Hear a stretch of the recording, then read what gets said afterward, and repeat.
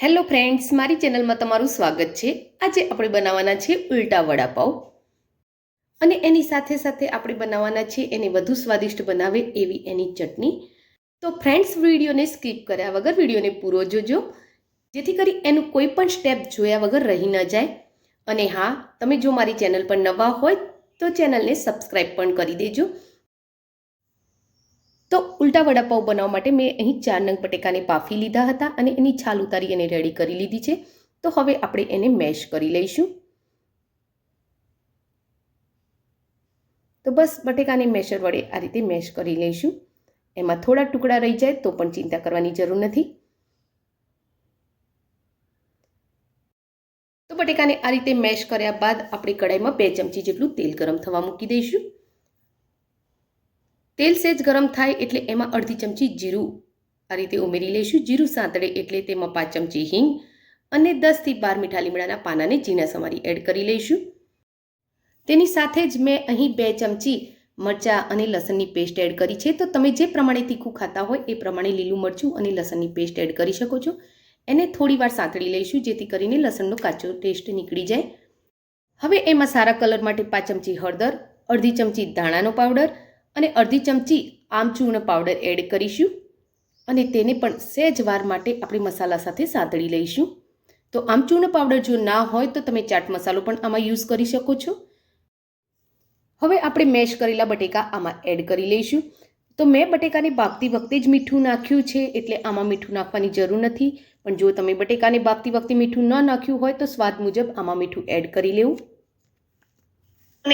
હવે ગેસના ફ્લેમને આપણે એકદમ ધીમો કરી લેવાનો છે અને બટેકાને મસાલા સાથે સારી રીતે મિક્સ કરી લેવાનો છે।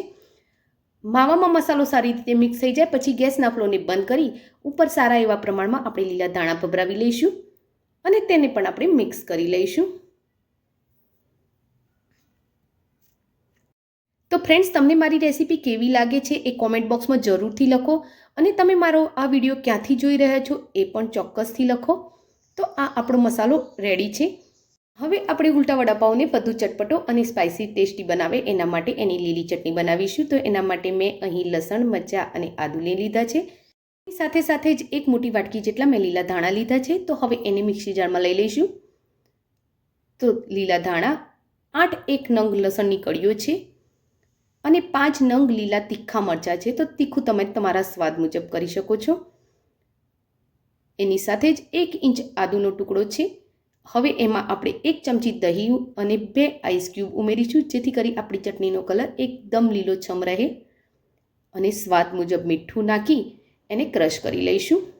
તો આ આપણી લીલા ધાણાની ચટણી રેડી છે।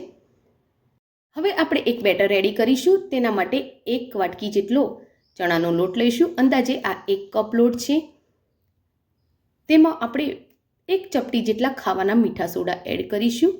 સાથે જ 2 ચપટી જેટલી હળદર, 5 ચમચી જેટલું લાલ તીખું મરચું અને સ્વાદ અનુસાર મીઠું એડ કરી લઈશું।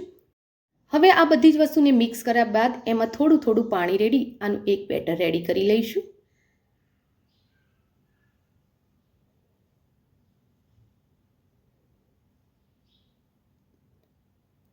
તો આનું બેટર આપણે બહુ નથી તો જાડું રાખવાનું કે બહુ નથી પાતળું કરવાનું, પણ પાવ ઉપર કોટ કરે એવું આનું બેટર રેડી કરવાનું છે।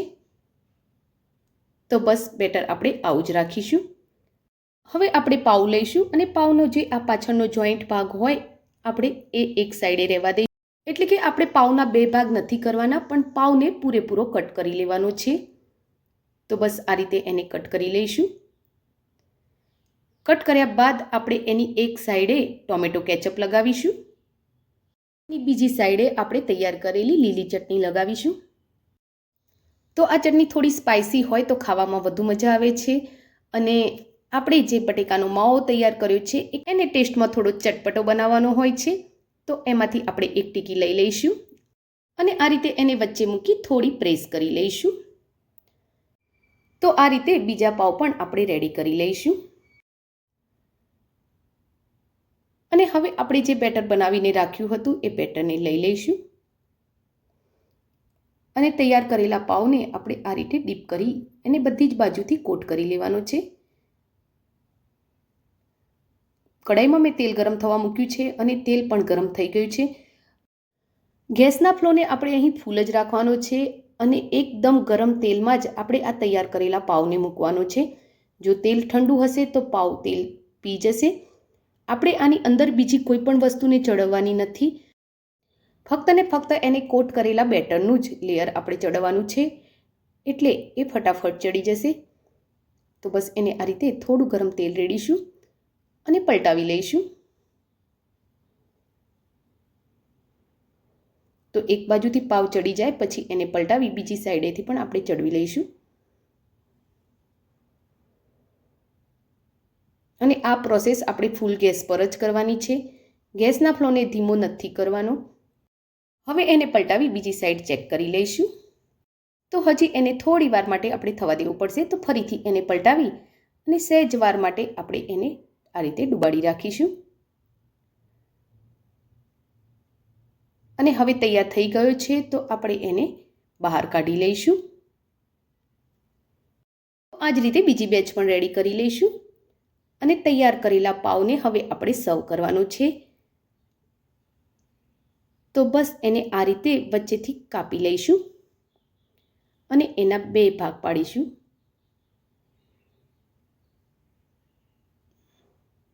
તો આ છે આપણો ઉલટા વડાપાવ, જે ખાવામાં એકદમ સ્વાદિષ્ટ, ચટપટો અને ટેસ્ટી લાગે છે. તો એને સ્પેશિયલ બનાવેલી વડાપાવની ચટણી અને ટામેટો કેચઅપ સાથે હું સર્વ કરી રહી છું. તો ફ્રેન્ડ્સ, આજની આ રેસીપી તમને કેવી લાગી એ કોમેન્ટ બોક્સમાં જરૂરથી લખજો. રેસીપી ગમી હોય તો વિડીયોને લાઈક અને શેર કરજો. Thank you for watching my video. જય શ્રી કૃષ્ણ.